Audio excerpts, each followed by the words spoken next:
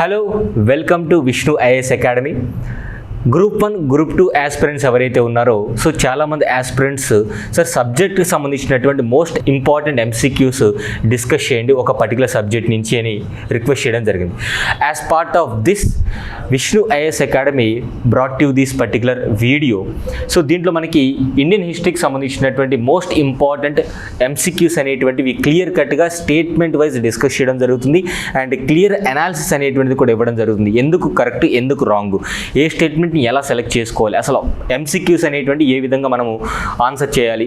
So ఈ techniques అనేటువంటి తెలుసుకోవడం జరుగుతుంది. గ్రూప్ 1, గ్రూప్ 2 ఎగ్జామ్స్కి ప్రిపేర్ అవుతున్నటువంటి 2 స్టేట్స్ ఆస్పిరెంట్స్ అందరికీ కూడా ఈ యొక్క సెషన్ డెఫినెట్లీ యూజ్ అవుతుంది అండ్ ఇతర కాంపిటేటివ్ ఎగ్జామ్స్కి కూడా యూజ్ అవుతుంది. But level of the question వచ్చేసి గ్రూప్ 1, గ్రూప్ 2 స్టాండర్డ్ ఇవ్వడం జరుగుతుంది. Let's see. So consider the following statements. So questions Telugu మరియు ఇంగ్లీష్లో కూడా ఇవ్వడం జరిగింది. సో ఫాలోయింగ్ స్టేట్మెంట్స్లో మనకి ఫస్ట్ స్టేట్మెంట్ ఏంటి, Lala Lajpat Rai was also called Punjab Kesari. మనకి కేసరి అంటే లయన్ అండి, so or lion of Punjab. So Punjab Kesari and lion of పంజాబ్గా ఈ యొక్క లాలా లజపత్ రాయ్ గారిని పిలవడం జరుగుతుంది. Correct statement. మనకి లాలా లజపత్ రాయ్ గారు అంటే ఏం గుర్తొస్తుంది, లాల్ బాల్ పాల్, లాల్ బాల్ పాల్ అనేటువంటి స్టేట్మెంట్ గుర్తొస్తుంది. So these are the extremist leaders. Indian National కాంగ్రెస్లో ఎక్స్ట్రీమిస్ట్ లీడర్స్ అని చెప్పుకోవచ్చు. అతివాదులు అని తెలుగులో కూడా అనొచ్చు అండి, అతివాదులు అని తెలుగులో కూడా అనొచ్చు. 1905 ఈ యొక్క బెంగాల్ పార్టీషన్ మూమెంట్లో విపరీతంగా ఫైట్ చేసినటువంటి వ్యక్తులుగా మనం చెప్పుకోవచ్చు. And he was influenced by Swami Dayananda Saraswati and joined Arya Samaj. Arya Samaj అనేటువంటిది మనకి 1875లో స్వామి దయానంద సరస్వతి లేదా వి సింప్లీ కాల్ మూల శంకర్ అనేటువంటి పేరండి. స్వామి దయానంద సరస్వతి గారి యొక్క పూర్తి పేరు ఏంటంటే మూల శంకర్ అనేటువంటి పేరు, మోస్ట్ ఇంపార్టెంట్. అండ్ బాంబే తర్వాత రోజుల్లో లాహోర్ వేదికగా ఈ యొక్క ఆర్య సమాజ్ అనేటువంటి దాన్ని ఏర్పాటు చేయడం జరిగింది. సో వేదాంత అనేటువంటి ఫిలాసఫీని కూడా ఇంట్రడ్యూస్ చేయడం జరిగింది. And go back to Vedas అనేటువంటి స్టేట్మెంట్ కూడా మనకి స్వామి దయానంద సరస్వతి గారు ఇవ్వడం జరిగింది. శుద్ధి మూమెంట్ని కూడా ఆయన ఇంట్రడ్యూస్ చేయడం జరిగింది. శుద్ధి మూమెంట్ అంటే ఎవరైతే కన్వర్టెడ్ హిందూస్ ఉంటారో, అంటే హిందూ రిలీజియన్ నుంచి వేరే రిలీజియన్స్కి కన్వర్ట్ అయి ఉంటారో, మళ్ళీ బ్యాక్ టు హోమ్ లాగా ఈ యొక్క శుద్ధి మూమెంట్ని కూడా స్వామి దయానంద సరస్వతి గారు స్టార్ట్ చేయడం జరిగింది. సో ఈయన చనిపోయిన తర్వాత, స్వామి దయానంద సరస్వతి గారు స్వర్గస్థులైన తర్వాత ఈ యొక్క ఆర్య సమాజ్ అనేటువంటిది 2గా విభజించడం జరిగింది. ఒక గ్రూప్ ఆఫ్ పీపుల్ వచ్చేసి మనకి లాలా హన్స్రాజ్ గ్రూప్ లాహోర్, ఆ తర్వాత గ్రూప్ ఆఫ్ పీపుల్ వచ్చేసి మనకి ఈ యొక్క హరిద్వార్ వేదికగా సెట్ అవ్వడం జరిగింది. సో 2 స్టేట్మెంట్స్ కరెక్టే. Lala Lajpat Rai was also called as Punjab Kesari and lion of Punjab అంటాం. అండ్ ఆయన స్వామి దయానంద సరస్వతి గారి యొక్క ఇన్ఫ్లుయెన్స్తో ఆర్య సమాజ్లో జాయిన్ అవ్వడం జరిగింది. సో ఇది data, this is called data, ఇది డేటా అండి. నా కమింగ్ టు క్వశ్చన్, ఇది question. Which of the following statements are given above is are correct. ఏవి కరెక్ట్ అని అడుగుతున్నారు, ఏవి కరెక్ట్? 2 కరెక్టే. Option C is right answer. Both 1 and 2 are correct. Next, Chauri Chaura incident గురించి స్టేట్మెంట్స్ ఇవ్వడం జరిగింది. Consider the following statements regarding Chauri Chaura. మనకి Chauri Chaura incident అంటే ఏం గుర్తొస్తుంది? 1922లో ఫిబ్రవరి మంత్ ఉత్తరప్రదేశ్ స్టేట్లో గోరఖ్పూర్ డిస్టిక్లో ఈ చౌరీ చౌరా అనే ప్రదేశంలో నాన్ కోఆపరేషన్ మూమెంట్లో ఉన్నటువంటి ఉద్యమకారులందరూ కూడా అక్కడ ఒక వైలెన్స్ ఇన్సిడెంట్ క్రియేట్ చేయడం జరిగింది. సో దానికి సంబంధించినటువంటి స్టేట్మెంట్. ఫస్ట్ స్టేట్మెంట్ ఏంటి, సైమన్ కమిషన్ ఇండియా వచ్చినప్పుడు ఈ సంఘటన జరిగింది. సైమన్ కమిషన్ ఎప్పుడు ఏర్పాటైంది? 1927లో సైమన్ కమిషన్ ఏర్పాటైంది. ఇండియాకి ఎప్పుడు వచ్చింది ఎప్పుడు? 1928లో ఇండియాకి రావడం జరిగింది. అసలు సైమన్ కమిషన్ యొక్క పర్పస్ ఏంటి? గవర్నమెంట్ ఆఫ్ ఇండియా యాక్ట్ 1919 ఏదైతే ఉందో ఈ చట్టంలో ఏం పేర్కొన్నారు? భారత ప్రభుత్వ చట్టం 1919 ఏదైతే ఇంట్రడ్యూస్ చేశారో భారతదేశంలో, అది ఇంప్లిమెంటేషన్ ఎలా ఉందో పునర్సమీక్షించడం కోసం 10 సంవత్సరాల తర్వాత ఒక కమిషన్ వేయమన్నారు. అందులో భాగంగా సైమన్ కమిషన్ వేశారు.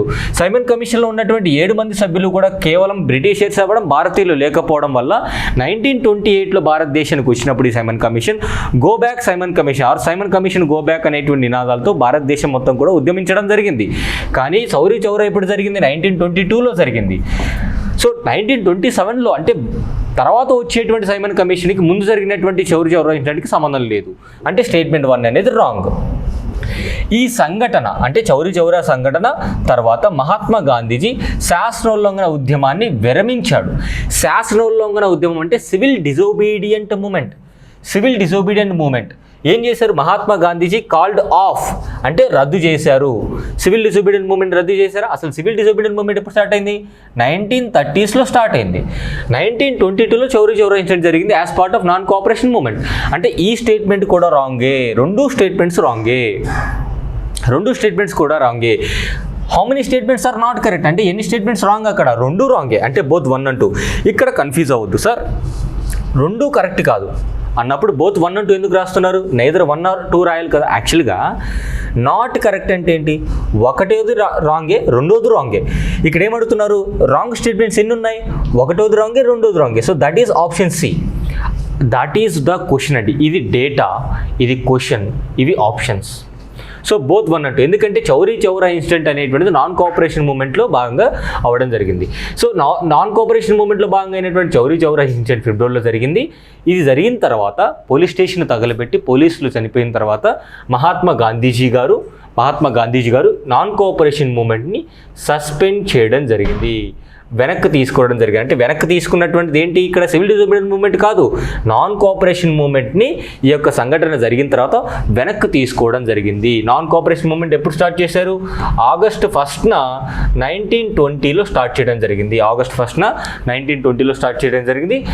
February 1922లో చౌరీ చౌరా ఇన్సిడెంట్ అనేది జరిగింది. So Chauri Chaura incident belongs to non cooperation movement, not associated with Simon Commission and not associated with civil disobedient movement. Option C. రెండు కూడా రాంగే అనేటువంటి స్టేట్మెంట్ ఇక్కడ. నెక్స్ట్ క్వశ్చన్ వచ్చేసి ఇండియన్ నేషనల్ ఆర్మీకి సంబంధించి INAకి సంబంధించి క్రింది ప్రకటనలను పరిగణించండి. మోహన్ సింగ్ నాయకత్వంలో INA ఏర్పడింది. 1943 ఆ టైం పీరియడ్లో, 1943-45 ఆ టైం పీరియడ్లో కెప్టెన్ మోహన్ సింగ్ నాయకత్వంలో ఇండియన్ నేషనల్ ఆర్మీ ఏర్పడింది. ఆజాద్ హింద్ ఫౌజ్ అంటాం కదా. సో స్టేట్మెంట్ 1 కరెక్టే. ఢిల్లీ చలో నినాదాన్ని సుభాష్ చంద్రబోస్ అందించాడు. ఇది కూడా కరెక్టే. సో ఢిల్లీ చలో అనేటువంటి నినాదం ఎవరు అందించారంటే సుభాష్ చంద్రబోస్ గారు అందించడం జరిగింది. సో ఇండియన్ నేషనల్ ఆర్మీ ఎప్పుడు ఏర్పాటైంది, ఎవరు ఆధ్వర్యంలో ఏర్పాటైంది అంటే కెప్టెన్ మోహన్ సింగ్. సో ఇది ఎక్కడ ఏర్పాటైంది? సింగపూర్ అనేటువంటి కంట్రీలో జపాన్ సహకారంతో INA ఏర్పాటు చేయడం జరిగింది. కెప్టెన్ మోహన్ సింగ్ నాయకత్వం తర్వాత INAకి నాయకత్వం వహించింది ఎవరంటే మనకి సుభాష్ చంద్రబోస్ గారు. సో అక్కడి నుంచి ఢిల్లీ చలో అంటే ఢిల్లీకి వెళ్ళి ఈ యొక్క బ్రిటిష్ రాజ్యాన్ని కూలదోసి మన యొక్క స్వతంత్ర రాజ్యాన్ని ఏర్పాటు చేసుకోవాలనేటువంటి స్టేట్మెంట్ కూడా ఇవ్వడం జరిగింది. So statement 1, 2 are correct. ఏవి కరెక్ట్ అని అడుగుతున్నారు? 1, 2 are correct. Both 1 and 2 are correct. Next question వచ్చేసి మనకి గోవా లిబరేషన్ స్ట్రగుల్కి సంబంధించి 2 స్టేట్మెంట్స్ ఇచ్చారు. అసలు గోవా అనేటువంటిది 1961లో లిబరేట్ అవ్వడం జరిగింది. పోర్చుగీస్ కాలనీ అండి. గోవా అనేటువంటిది 1510లో శ్రీకృష్ణదేవరాయల యొక్క సహకారంతో సుల్తాన్ ఆఫ్ బిజాపూర్ వారిని ఓడించి పోర్చుగీస్ వారు గోవాని ఆక్యుపై చేసుకోవడం జరిగింది. ఇది ఫ్రెంచ్ రూల్లో కాదు. సో స్టేట్మెంట్ 1 అనేది రాంగ్ అవుతుంది. Goa was liberated years after India attained freedom in 1947. అంటే భారతదేశానికి 1947లో ఫ్రీడమ్ వచ్చినప్పటికీ కూడా కొన్ని సంవత్సరాల తర్వాత గోవా అనేది విముక్తి చెందింది ఈ యొక్క పోర్చుగీస్ చెరని నుండి. కరెక్ట్ కదా. So statement 1 wrong, statement 2 correct. How many statements above are correct అంటే only 2 only. So statement 2 only correct అనమాట. ఎందుకంటే భారతదేశం స్వతంత్రం వచ్చిన తర్వాత కొన్ని సంవత్సరాల తర్వాత గోవా లిబరేట్ అయింది. ఇది ఫ్రెంచ్ కాలనీ కాదు, Portuguese colony. Next statement BR Ambedkar గారికి సంబంధించి క్రింది ప్రకటనలను పరిగణించండి. మూక్ నాయక్ అంటే లీడర్ ఆఫ్ వాయిస్లెస్ పీపుల్. అంటే మాట్లాడలేని వ్యక్తులకి, కమ్యూనిటీకి ఆయన ఒక లీడర్గా ఒక మూక్ నాయక్ అనేటువంటి న్యూస్ పేపర్ని మరాఠీ లాంగ్వేజ్లో మూక్ నాయక్ అనేటువంటి వార్తాపత్రిక పక్షం వారి అంటే ఫోర్ట్నైట్ అంటామండి. ఫోర్ట్నైట్ అంటే ప్రతి 2 వారాలకు ఒకసారి వచ్చేటువంటి న్యూస్ పేపర్ని ఒక పక్షం వారి లేదా ఫోర్ట్నైట్ అంటాం. ఫోర్ట్నైట్లీ న్యూస్ పేపర్ మూక్ నాయక్ ఈ యొక్క అంబేద్కర్ గారు స్టార్ట్ చేయడం జరిగింది. కరెక్ట్ స్టేట్మెంట్ 1 అనేది correct. He played a pivotal role in the Kalaram temple movement. Temple entry movement అనేటువంటిది మనకి చాలా ఇంపార్టెంట్. ఈ కలారాం టెంపుల్ మూమెంట్లో ఈ యొక్క బిఆర్ అంబేద్కర్ గారు కీలక పాత్ర పోషించడం జరిగింది. Correct statement. He became minister of law in first cabinet of independent India. స్వతంత్ర భారతదేశంలో మొదటి లా మినిస్టర్గా కూడా పనిచేయడం జరిగింది. ఇది కూడా కరెక్టే. How many statements are correct? 1, 2 and 3 are correct. 1, 2 and 3 are correct. ఇక్కడ మీరు చూస్తే కలారాం టెంపుల్ మూమెంట్ వచ్చేసి మనకి ఏ ఇయర్లో జరిగింది? 1930sలో జరిగింది. 1930sలో జరిగింది. ఈ కలారాం టెంపుల్ మూమెంట్లో భాగంగా దళితుల్ని కూడా ఒక హక్కుగా టెంపుల్లోకి వెళ్ళనిచ్చేటువంటి రైట్ టు ఎంటర్ టెంపుల్స్ అనేటువంటి మూమెంట్తో వెళ్ళడం జరిగింది.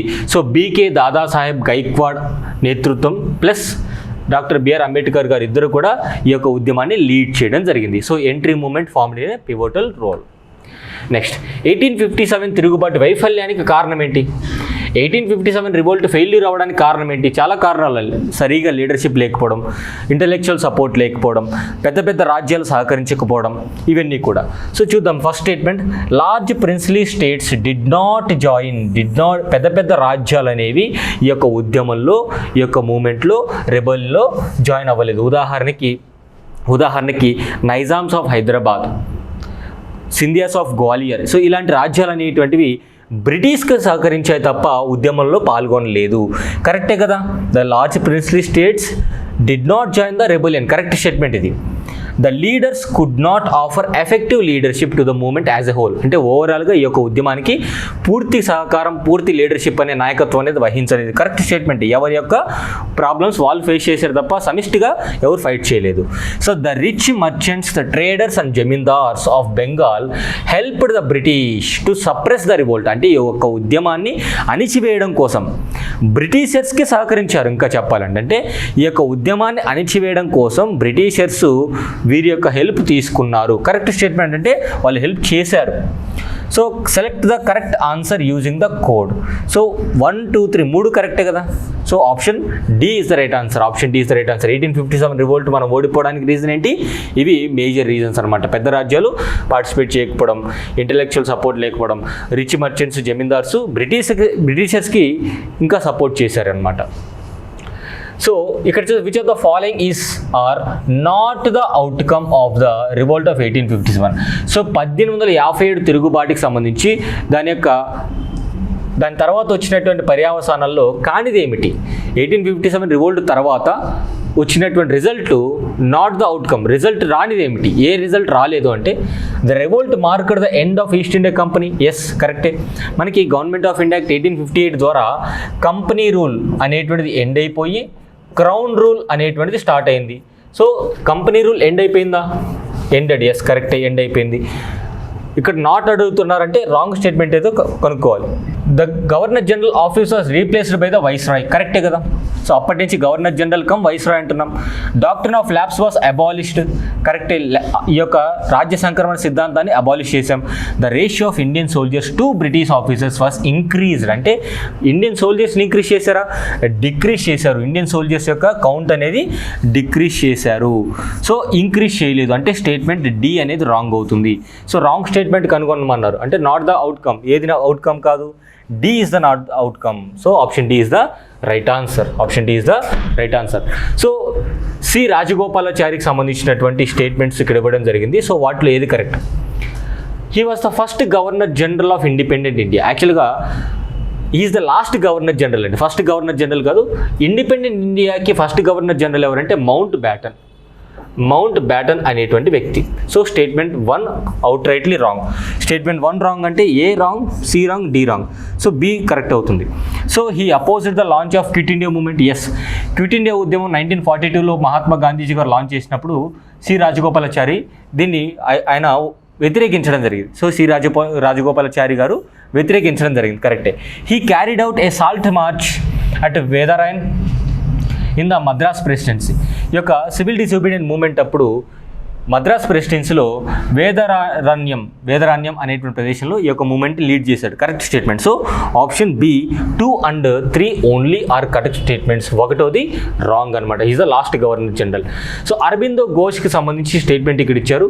అసోసియేట్ అంటే ఏ ఉద్యమంతో అసోసియేట్ అయ్యారు అంటే Alipur bomb conspiracy, Meerut conspiracy, Kakori train accident and Chauri Chaura incident. So out rightly the answer is Alipur bomb conspiracy కేసులో అరబిందో ఘోష్ గారు ఈ యొక్క అసోసియేట్ అయి ఉన్నారు.